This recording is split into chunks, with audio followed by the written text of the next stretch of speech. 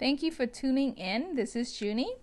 We are on Monday's lesson, The Law in the Heart of Jesus. Question A. What was prepared for Jesus when he came to earth?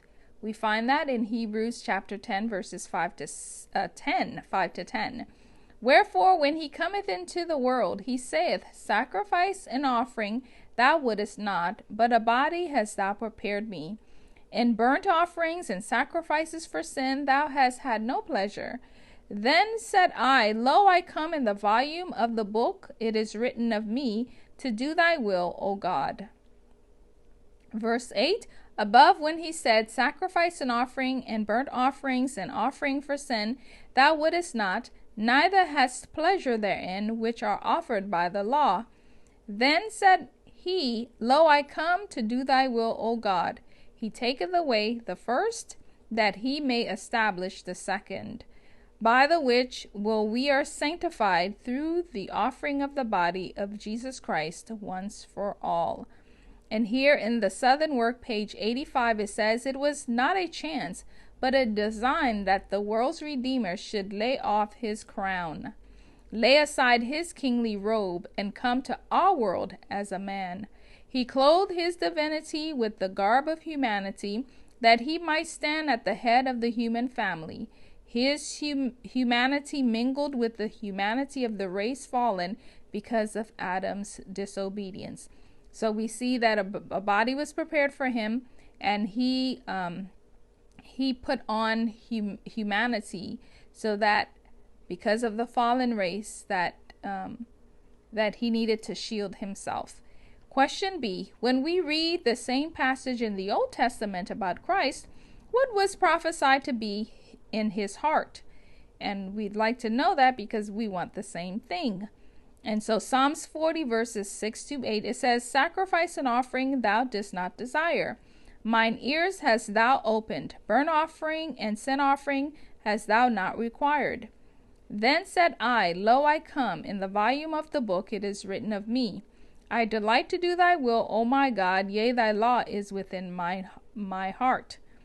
And so we want to have the same thing where the law is within our heart. And it says, It was the transgression of the law that resulted in sin, sorrow, and death. Satan declared that he would prove to the worlds which God has created, and to the heavenly intelligences, that it was an impossibility to keep the law of God.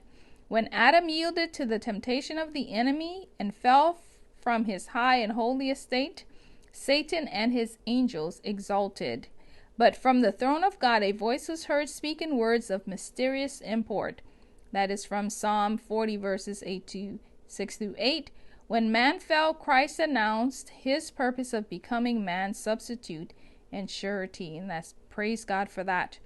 When we accept Christ into our heart, what are we accepting inseparably with him?